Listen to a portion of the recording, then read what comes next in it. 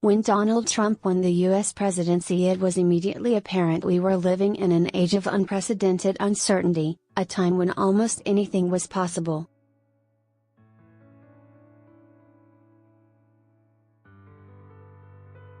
To prove the point, last Sunday Tiger Woods won the 15th major title that a broken back, aching knees and a faded aura were supposed to have denied the once great golfer.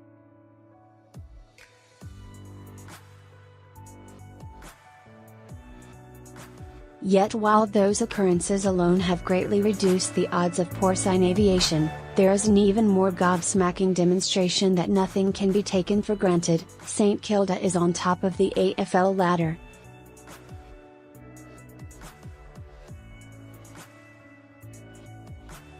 Yes, the same Saints who were not so much marching into this season as limping like a septuagenarian club cricketer after 80 overs in the field.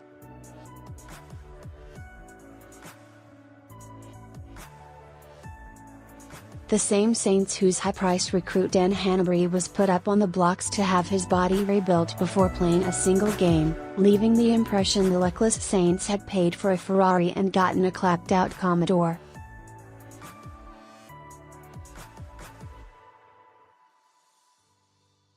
The same Saints whose best key position player Jake Carlisle underwent preseason back surgery which, with the loss of serially concussed forward Paddy McCartan, left them with about as much aerial strike power as the Tongan Air Force.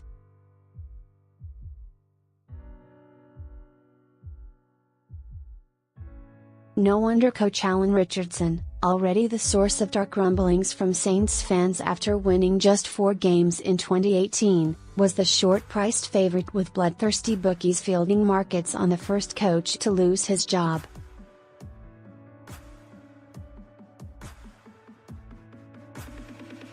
Yet the Saints haven't sunk straight into that seemingly inevitable mire. Instead, after victories over Gold Coast, Essendon, Hawthorn and Melbourne interspersed with a narrow defeat at Fremantle, Richardson now seems like the latest name on a growing list of coaches who have benefited from the new softer, more mindful AFL.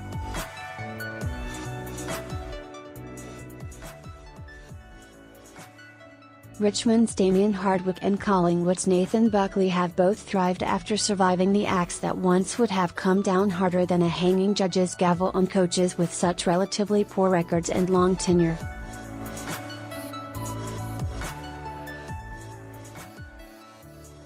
Like the Tigers and Magpies, St Kilda put strong support around Richardson with experienced assistants Brett Rodden and Brendan Lade given much credit for their influence at Moorabbin this season.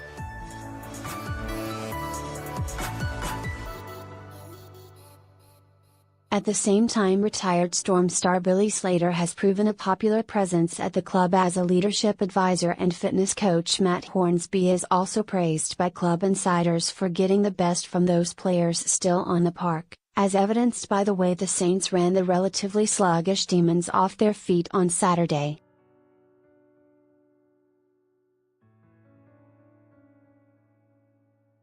This is not to suggest Richardson has not been the major driving force in the Saints' mini-renaissance.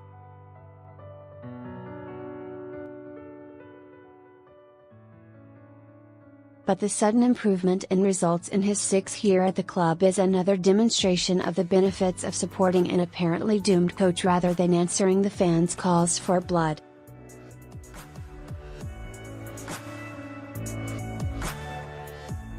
Of course, it is only round 5.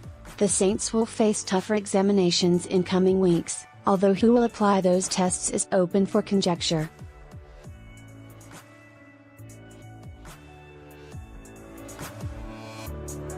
A season that started as a tipster's nightmare is now a complete guessing game. Port Adelaide's defeat of West Coast in Perth and Fremantle's upset victory over Greater Western Sydney in Sydney on the weekend were just the latest examples of a competition where traditional measures such as reputation, form and home ground advantage are proving about as useful in choosing winners as a pair of lucky socks.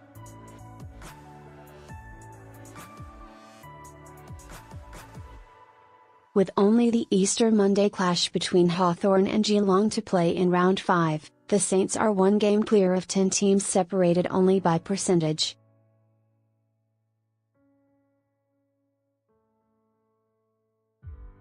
Ideally for the AFL, such wildly unpredictable results herald a new age of egalitarianism in which the leveling influences of the salary cap, draft and football department spending limits mean anything could happen on any given Friday, Saturday or Sunday.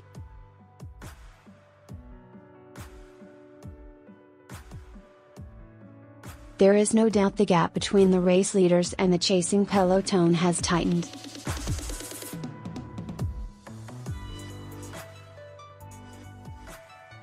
Yet it still seems more likely the current logjam is the result of early season fixturing, injuries/availability and perhaps even the required adjustment to a swag of new rules.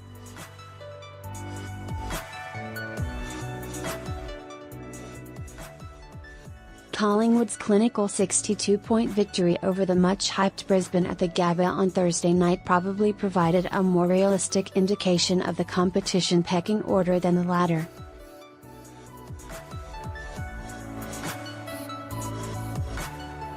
Just as West Coast's even more impressive victory over the Magpies had 2 weeks earlier, even allowing for the Eagles' unexpected defeats by the Lions and Port Adelaide.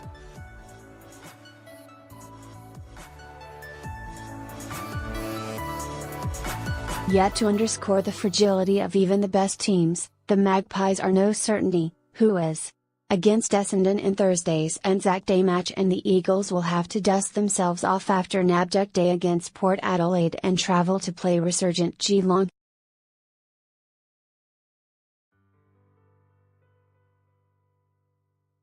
So until the cream rises, throw a dart when doing your footy tips, don't think about gambling on the AFL responsibly or otherwise, and enjoy going to the footy knowing the only certainty is the fan engagement will make your ears bleed.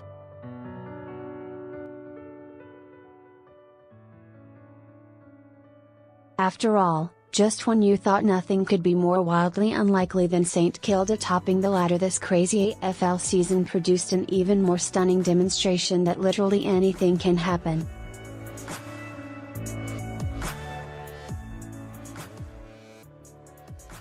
Carlton won a game,